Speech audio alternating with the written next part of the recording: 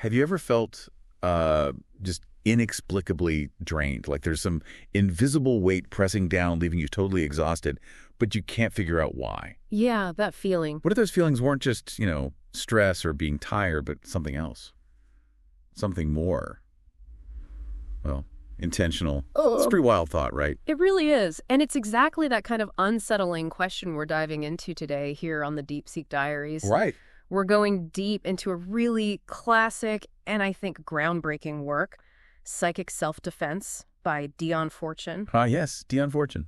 Our mission here is basically to unpack how this book, even though it was written, decades ago? Early 20th century, yeah. Right, how it still offers this incredibly useful framework for, understanding, maybe diagnosing, and definitely defending against these subtle influences and energetic attacks. So it's not just about, hexes and curses we see in movies. No, not at all, really. I mean, that might be part of the extreme end, but Fortune takes us way deeper. It's about understanding energy dynamics, how influence actually works, and why it's so critical, maybe more now than ever, to protect your own inner world, your mental space. In this crazy, complex world. Exactly. She gives these really practical insights that somehow manage to connect ancient ideas with, even stuff we deal with today. And Dion Fortune herself, she's quite a character to be guiding us, isn't she? Born Violet Mary Firth. Right, Violet Mary Firth back in 1890 in Wales.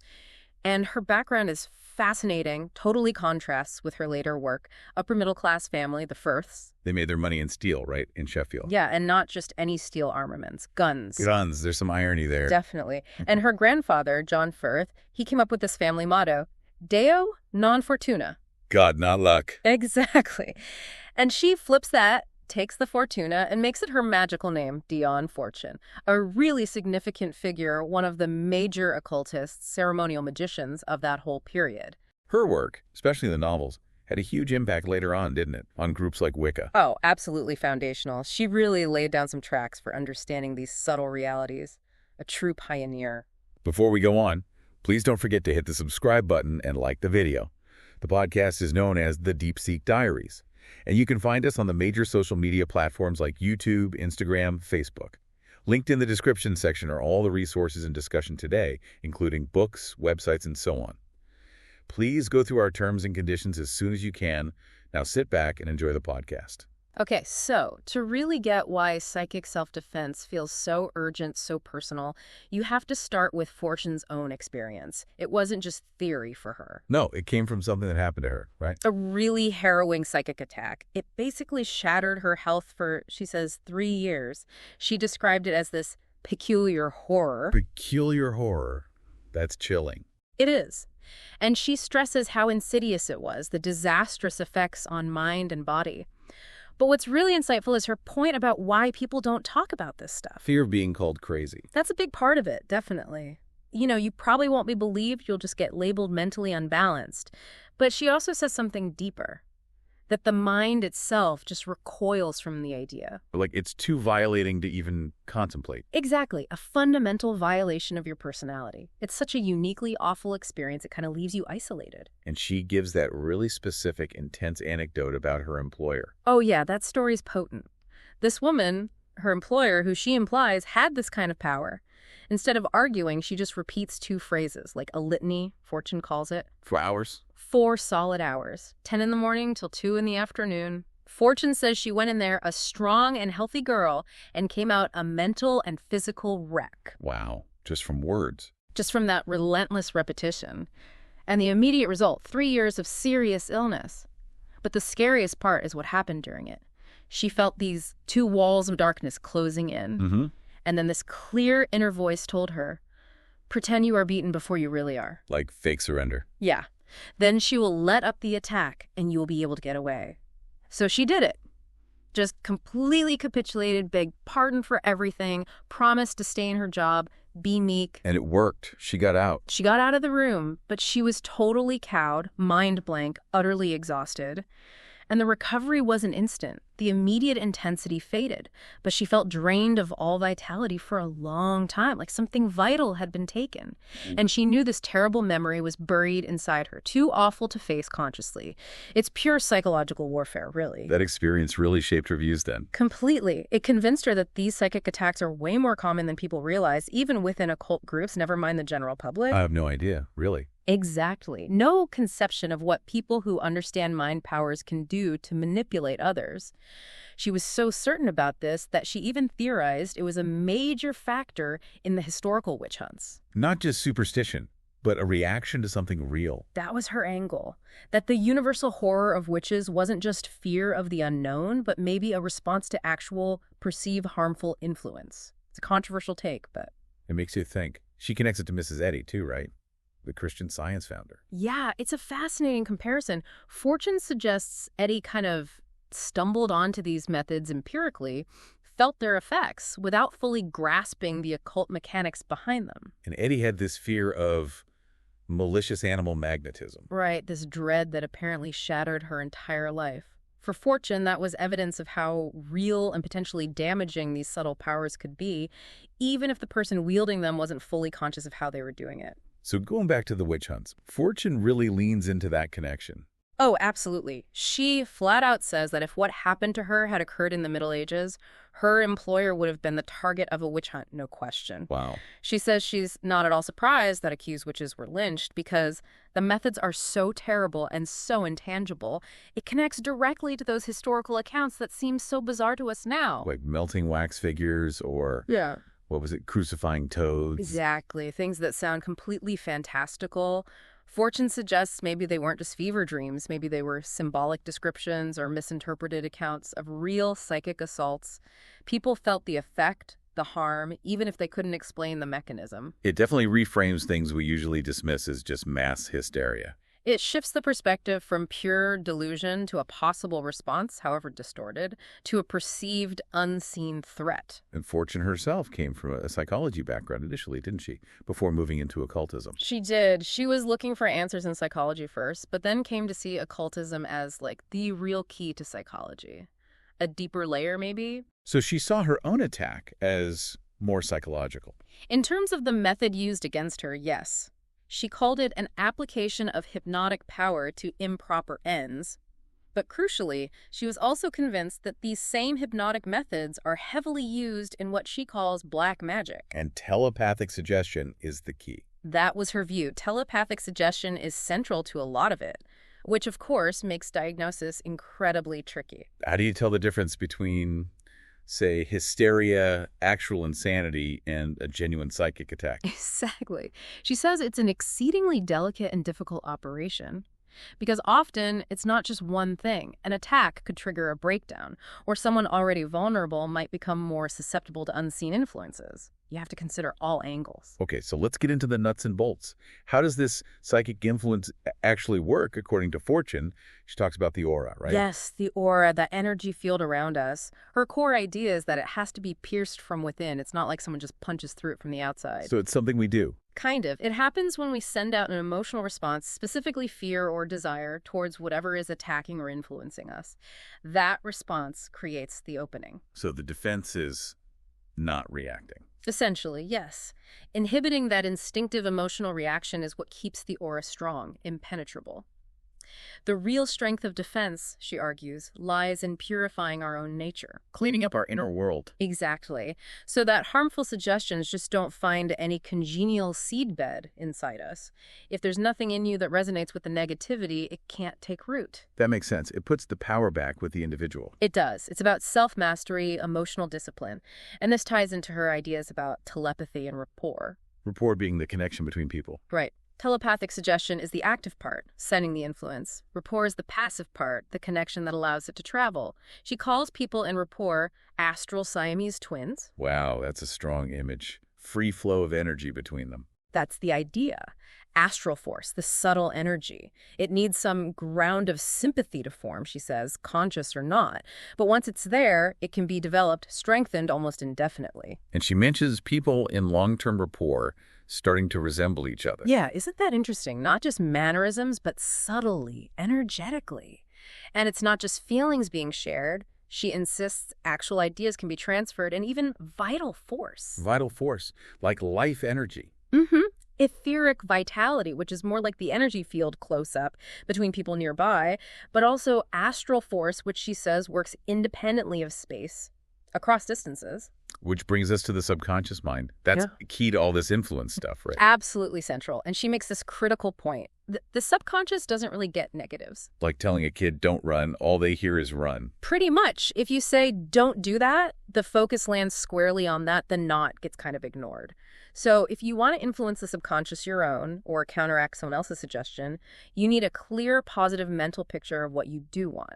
And hold that image repeatedly. Hold it. Focus on it, repeat it, until the subconscious basically picks it up and runs with it.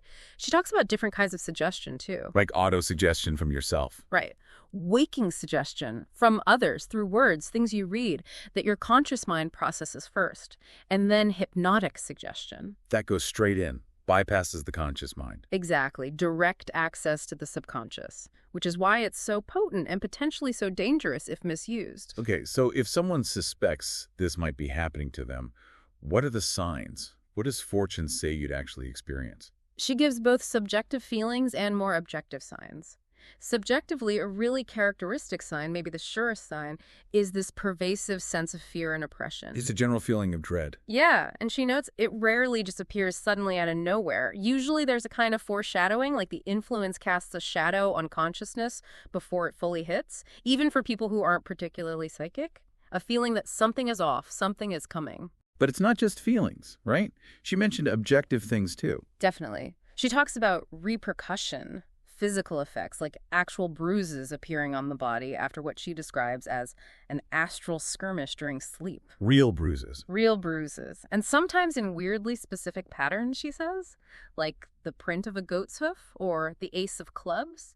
And they heal like normal bruises, blue, green, yellow, physical evidence of an energetic impact. That's very specific and unsettling. Any other objective signs? Yes, sensory stuff, particularly evil odors. Smells. Like what? The main one she describes is like decomposing flesh, a really foul, sickening smell that comes and goes without explanation. But when it's there, she insists anyone who is present can smell it, psychic or not. So it's not just in the person's head. Apparently not. Yeah. She also mentions a frightful stench of drains happening during a ritual once with no physical cause, and then there are physical disturbances. Like poltergeist activity. Sort of, like odd footprints appearing from nowhere and leading nowhere. She gives that amazing example of seeing them in snow on a roof. Yeah. Like someone just landed there, walked straight across, and then the footprints just stopped dead at a high wall, no tracks leading away, just ended.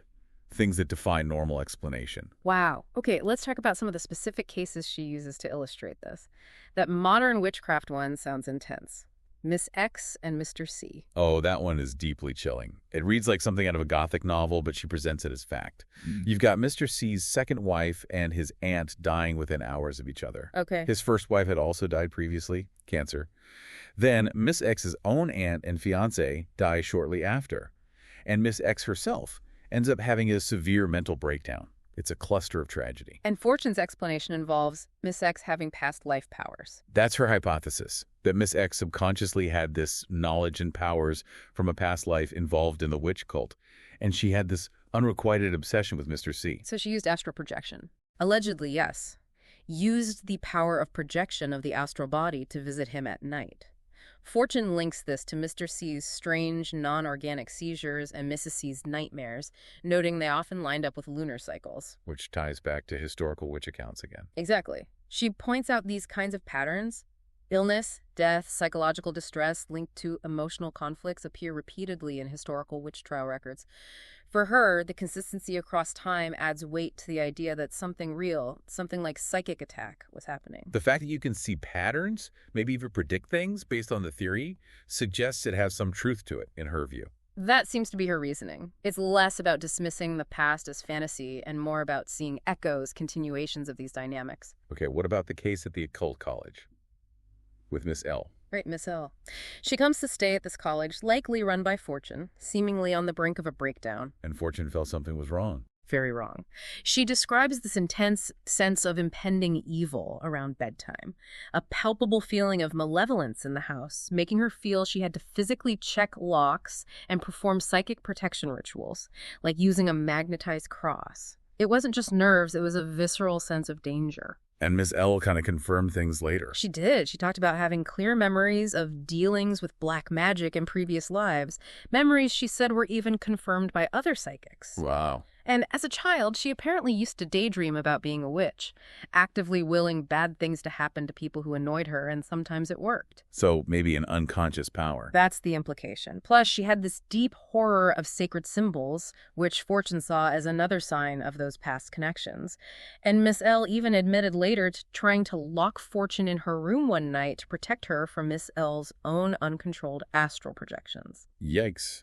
That highlights the dangers of this stuff being uncontrolled. Absolutely. Uncontrolled projection, latent tendencies, past life stuff bubbling up. It can be really destructive. Then there's the story about her accidentally creating an elemental. The wolf. Yes. That's a powerful one. A real cautionary tale about her own minds. She'd been deeply hurt emotionally by someone she'd helped, felt this intense resentment, and was tempted to just lash out. Like, really lose it. Exactly. She was drifting off to sleep, brooding, and had this thought of going berserk, consciously bringing Nordic myths to mind. Fenris the wolf, this image of raw destruction. And then She felt this strange drawing out sensation from her solar plexus, her energy center, and suddenly there's a large wolf right there on the bed next to her. not just a dream. No, she describes it as a tangible, well-materialized ectoplasmic form. It had weight, pressed against her like a big dog. It was real, energetically speaking. How did that even happen, just from thinking about it? She realized she'd accidentally hit on the formula. Intense, emotionally charged brooding, invoking a relevant archetype or natural force, all while in that half-awake, half-asleep state where the subconscious is wide open. So she basically manifested her own anger. Pretty much. And getting rid of it was just as intense. She saw this shadowy line of ectoplasm connecting her solar plexus to the wolf form, An energy cord. like an umbilical cord. And she had to consciously, with huge effort, draw the life force back out of it, reabsorb the energy. Sucking lemonade up a straw, she said. Right. And as the wolf faded, she felt this violent emotional upheaval, this furious urge to rend and tear herself. She had to fight to overcome that raw energy she was pulling back in. Wow. That is a sharp lesson. Highly instructive, she called it. Shows the raw power of focused thought and emotion. Okay, shifting topics slightly but still related. Vampirism. Yeah. Fortune talks about this too, not just Dracula stuff. Right? Not just fiction, no. She looks at it as a real energetic phenomenon between people. She observes certain relationships where one person seems to thrive and get stronger, while the other just declines. The semi-collapse of the dominant partner, she called it, but notice the other partner declined when separated. Like one person is feeding off the other's energy. That's the idea. She initially tried to explain it with Freudian ideas like the Oedipus complex, but she kept seeing this pattern. When they separated, the supposedly well person would often decline, while the sick one improved. That suggested a literal energy transfer, a siphoning. And she mentioned physical signs too, not just feeling drained. Yeah, this is where it gets really specific and maybe a bit strange. She talks about actual small bite marks appearing on the body, often mistaken for insect bites. Well, Common spots are around the neck, under the ears, inner forearms, earlobes, tips of the toes, and on the breasts for women. and she even mentions long canine teeth. She does. She says she personally saw people with these tendencies who developed abnormally long and sharp canine teeth. She describes one case where they were like needles. It's a pretty arresting image. It really is. Connects it to weird medical cases too. Anemia. Yeah, obscure types of tropical debility where anemia was a big factor, suggesting a life force drain mimicking physical illness. And she gives that case example. A young man biting his cousin. Right, actually drawing blood. And this entity associated with him that attacked him during crises was apparently dispatched in the bathroom by an expert, leading to the patient getting better. It really emphasizes the tangible aspect in her view. So taking all this on board, Fortune's ideas, these subtle attacks, vampirism.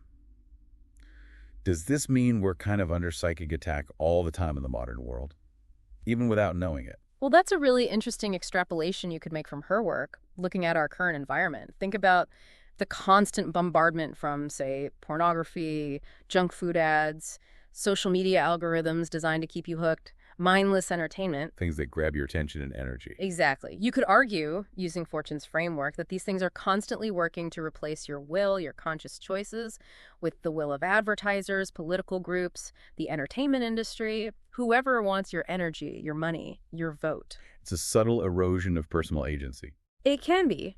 Now, Fortune would probably agree, as she implies, that not all influence is bad. Enjoying time with friends, getting lost in music, or a great movie that's also giving your will over in a sense. But it's usually consensual and enriching. Right. But a lot of the noise out there doesn't have our best interests at heart. Often, quite the opposite. It explicitly aims to influence you for its gain, sometimes at your expense. And you could see that as a kind of pervasive, low-level psychic attack in the modern sense. So what do we do? How do we navigate that? Well, it really comes back to individual responsibility, doesn't it? Exercising integrity, having conscious intention in what you consume and engage with, applying critical thinking constantly, validating information, testing it against your own inner sense of truth. And she even talks about corporations or political parties acting like non-human entities. Yeah, that's a fascinating concept. These collective entities with their own agendas contributing to a kind of psychic sickness, draining, and directing collective will. It really emphasizes that we are always in the process of becoming, and building those internal defenses is crucial. Which links back perfectly to the everyday psychic vampire, right? Not the fanged kind, but the people who just drain you. Exactly. That ancient concept becomes very practical. You recognize those people who consistently leave you feeling depleted, exhausted, while they seem energized by the interaction. And Fortune's advice is basically avoid them. Pretty much. Stay away from such people and use your defenses against them, whatever your method. Recognize the energy drain, understand a rapport, and protect your boundaries. Healthy relationships become a form of psychic self-defense in themselves. It all circles back to inner strength, doesn't it? Inner fortification. Absolutely. Psychic self-defense isn't just about weird rituals. It starts with being centered. As Fortune suggests, being centered in yourself resolves a lot of it. And a lot of that has to do with being healthy, physically, mentally, emotionally. A strong foundation. Right. A robust inner state, a resilient aura comes from self-care.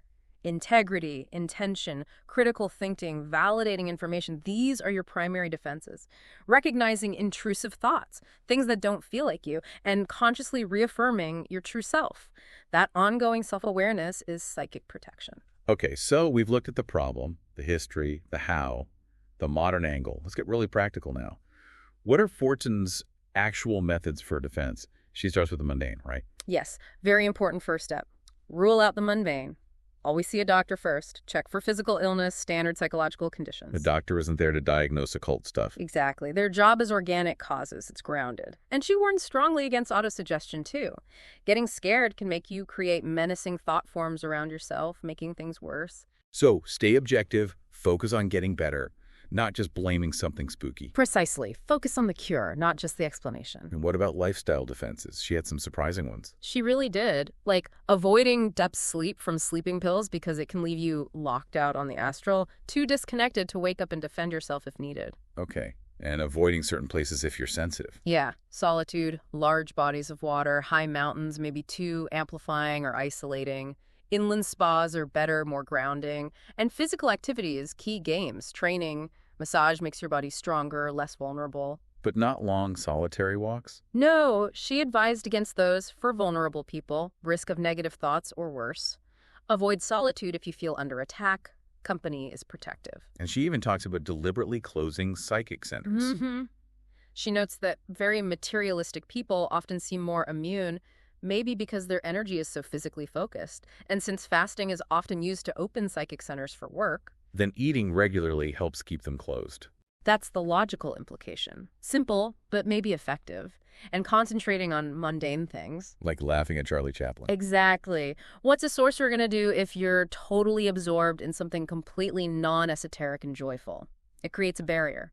One nail drives out another. Engaging vigorously with physical life is a defense. What about diet? She wasn't dogmatic about vegetarianism. No, not at all. Despite its popularity in occult circles then, she said, listen to your body. Indigestion, lack of energy, weird weight changes signs.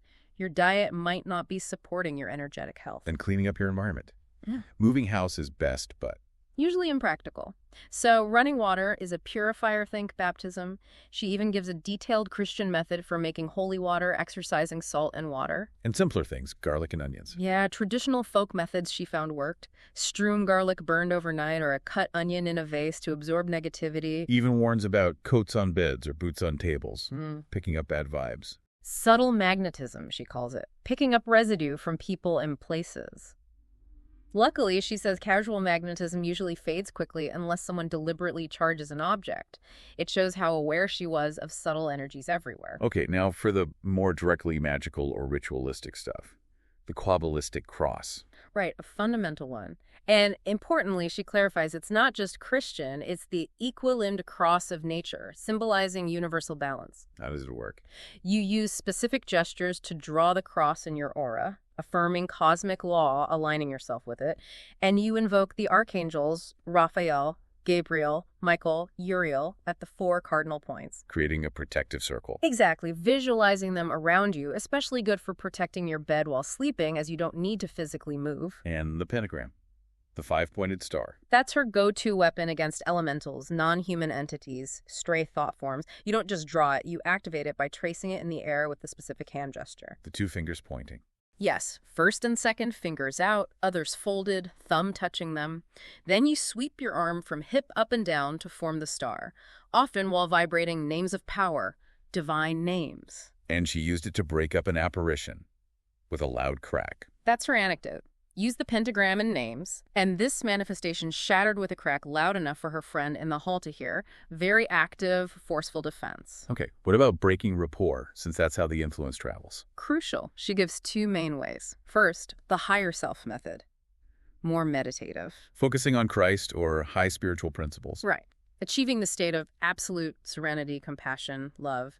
Then, from that high vibration, you visualize the negative form or the rapport you want to break.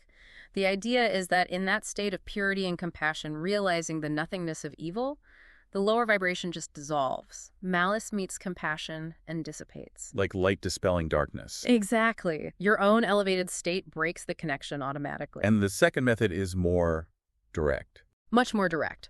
Almost like psychic surgery.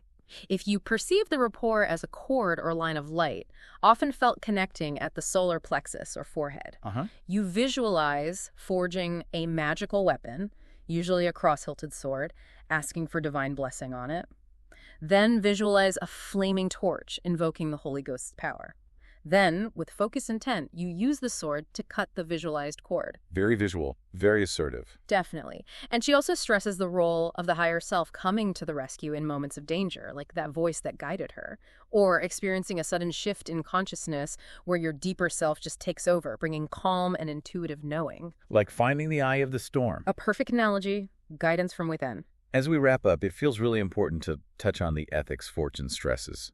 The dangers of misusing this stuff. Oh, absolutely vital. She is crystal clear. Trying to dominate or manipulate anyone else's mind or will without their full informed consent is basically a crime against the integrity of the fools. Right. Full stop. A core principle of the right-hand path. Exactly. Service, non-interference. And she wasn't afraid to call out abuses she saw within occult circles. Jealous gurus psychically attacking students. Oh, really? Yes, to keep control.